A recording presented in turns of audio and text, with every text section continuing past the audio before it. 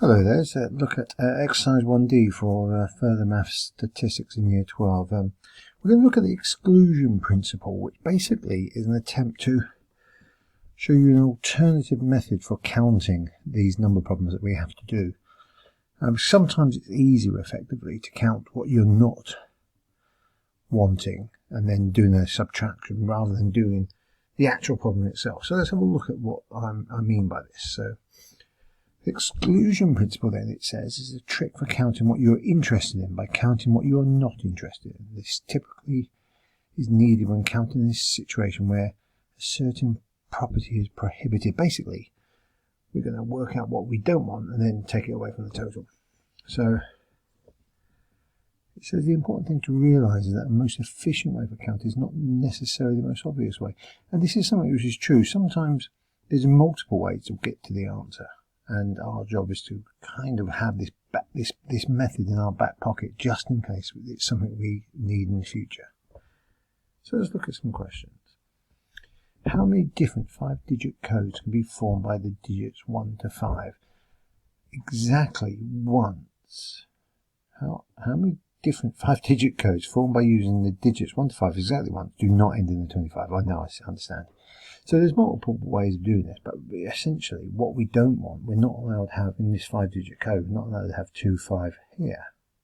That is banned. But what I'm going to do is I'm going to assume that 2, 5 is there. And if 2, 5 is there, that means I've only got 3 other numbers to fill. So I've got a 4, 1 and a 3.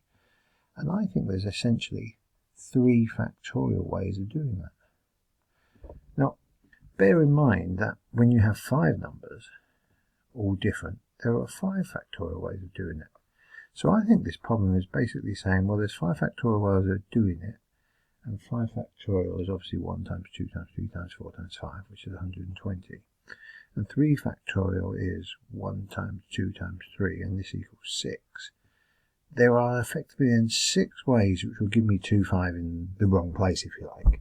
120 ways in total, and I think 120 take away 6 is 114.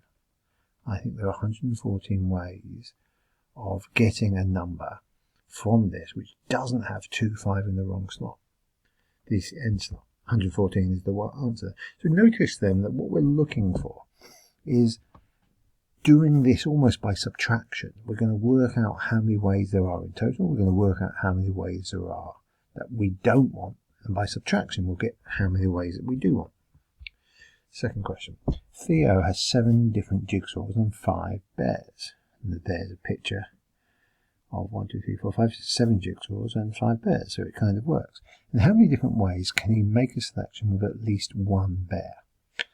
So again, I should point this out to you. At least 1, this is something we see loads. At least 1 is the opposite of none. I want you to write that down. At least 1 is the opposite of none.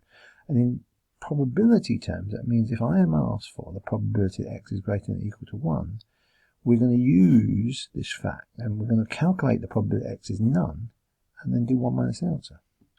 So how many ways can you make a selection with at least 1 bear? Well, I'm going to do the probability that number of bears, if you like, equals 0.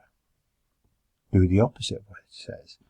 We've got 7 jigsaws and 5 bears. He chooses 4 toys. So out of the this way of doing it, he's not allowed to choose any of the bears. So that means he's got to do 7C4. He chooses 4 of the 7 jigsaws. And out of the 5 bears, he's not allowed to choose any at all. So if I just do that on my calculator, now 5C0 I know is 1. So effectively this is 7C4. I get 35. I get 35 ways when I type that into my calculator. Now, that's how many ways there are of getting no bears whatsoever. But bear in mind here that really there are 12 things. 12, I don't know why I've written probability, that's the number really. Number of ways to get bears equals 0. Now, really we're doing, of course, 12C4. We've got 12 different things. So if I do 12C4, with no restrictions whatsoever, the answer is 495. So there's 495 of picking these 4 things, 35 of them give us what we don't want. So we do 495, take away the 35, and obviously that's 460. I think there are 460 ways. Yes, there are 460 ways of doing this. So what I'm hoping now is that we're starting to get a feel for the fact that this exclusion principle, this method of subtraction, is an alternative way of finding the total number of ways that something might happen. Now, it might not even be the best way of doing it. But what I'm hoping is that we can use this in certain situations which are too complicated to do any other way. I mean, if I just do this question at this next slide, what you'll see is I've got 3 questions here. I'm not convinced that the method I'm going to show you now for these 3 questions are necessarily the best way, but it's a way that will use the exclusion principle, and it will start to build up our skills. It will be an extra sort of like tool in our toolkit to be able to solve problems which may be too complicated to do other ways. So anyway, let's read this. Number 1, how many permutations are there of the letters in the word dolphin that do not start with the letter D? So it's important that they're not allowed to start with the letter D. So first of all, how many ways are there of doing it in total? Well, there's 7 letters, they're all different. We probably now know it's 7 factorial. And if I do 7 factorial on the calculator, I'm just doing it there, 5040. So we've got 5040 possibilities with no restrictions, but it very definitely says you're not allowed to start with a D. So let's imagine it does start with a D. There's a D at the front. There are 6 other letters, 1, 2, 3, 4, 5, 6. Now, with the D at the front, there are 6 factorial ways of arranging these other letters. And so if I do 6 factorial, let's do 6 factorial, 6 factorial, that's the 720. So I've got 6 factorial equals 720. And I think basically if we take off the ones that start with D from the total number of ways, and I do 7 factorial, take away 6 factorial, I'll get my answer. It's not necessarily the best way of doing it, but it's a way of doing it. It's saying, well, 4,320 ways. There you go. Actually, I think that is, in this case, quite an efficient way of doing it, as it happens. How many numbers between 1001 and 1900 are not divisible by 10? Well, I'm going to try and do this the same way. I'm going to say, how many numbers are there in total? And then how many ones are divisible by 10? And then take them away. So how many numbers between 1001 and 1900? Well, first of all, if you think about it a moment, that's 900 numbers. There's 900 numbers between 1001 and 1900. And there are 900 in total. I now need to say how many are divisible by 10. The numbers divisible by 10, obviously 1010, 1020, 1030, all the way. Now I reckon every 100 there's 10 numbers, seems obvious. And I've got 900, I reckon there's 90. I reckon there's 810 ways of doing that.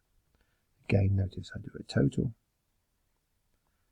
minus the total I don't want, the ones I don't want, total I don't want. And it gives me my overall total that I do want. So that's basically the premise of this. Next question, number 3. I have many ties. It says I have 8 red, 5 blue and 3 green. I need to choose 4 of them for a work conference. Okay, so I'm going to choose 4 of them. So again, if I use my same premise that I've done before, I suppose my first job is just to think about this. It says, how many ways are there to choose?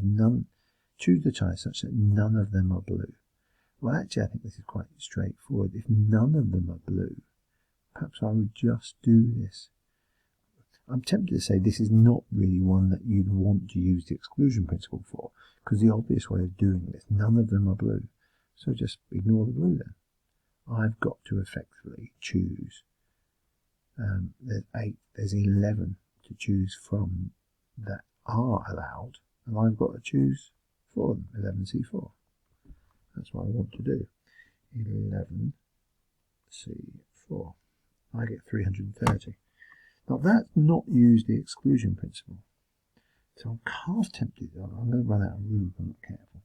See, if I didn't use that, I would have to say, well, I could have, I suppose, 1 blue. I could have chosen 1 blue. And if I chose 1 blue, let's just go back to the question. So if I was allowed to have 1 blue, I'd choose 3 more of whatever colour. So and there's 5 blues, so I think 1 blue, or what I'd have to do is I'd have to choose 5C1, and I'd have to times it by the fact that of the, what was it, there were 11 others, I'd have to choose 3 more. I'm meant to be choosing 4 in total. I'll work that out in a bit. If I was to choose 2 blue, then obviously from my 5 blues I'd choose 2 of them, and from my 11 others I'd choose 2 of them. If I wanted 3 blues, it is 5C3 times 11C1. What is it I'm trying to do? I've just forgotten now. I need to choose 4 of them. So I just said, well, if none of them are blue, the answer is this. So I'm now going to try over here. This is me trying to use the exclusion principle. And the exclusion principle, remember, basically says, well, do all of the ways that we don't want. So this is why I'm saying I'm not allowed blue, so I could have 1 blue, I could have 2 blues, I could have 3 blues. I suppose I could have 4 blues actually. I was going to write 0 blues, but it's not, it's 4 blues. If I had 4 blues, 5C4 times 11C1. Now if I just type these in, now actually I think I've done this already. 825 I got when I did this. I got 550 for this. I got 110 for this, and this last one was simply 5. And if I add up all those different ways of getting some blues, I got 1490. And of course I'm back to this idea again that really what this is there are 16 things that can happen, and I want 4 of them. If I do that, I get 1820. So using the exclusion principle, total that you could do minus the ones you don't want, and notice this magic number when you do this. This is 330 ways of doing it. Now look, this has used the exclusion principle. Do I like using it? No, it's horrible. It was much better in this case just to go 11C4. But I just highlighted really that you can do it both ways and get the same answer. This question though is crying out to do it just properly. Got 11 things, I want 4 of them. 330 done. What about this one? The next one, it says they are not blue. So what's the probability that they are not all blue? Sorry. Alright, not all. This is slightly different actually. This is saying they're all got to be blue. So now again, this is using the exclusion principle, I think. So the exclusion principle says, of my 16 things that can happen, I want 4 of them. I've already said that is equal to 1820. For them all to be blue, then, well, what have I done? Well, of my 11, I got 0 of them. And of my 5 blues, I want 4 of them. That's right. 11C0 times 5C4. Now 11C, I think that's 5. So if I take one away from the other, 1820 minus the 5, I think I get 1815. So what we obviously need to do is check the answers on that. Let's see what I got. 1815. So and 330. What did the other ones got? I got 4320. Did I get that? 432 and 810 for that one. Yes, I did.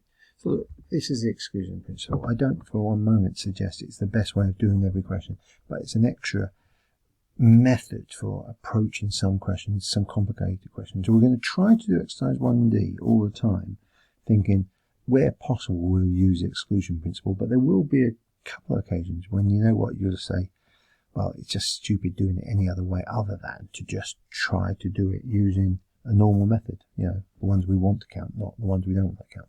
Let's see how we get on with this. Exercise 1D, page 11.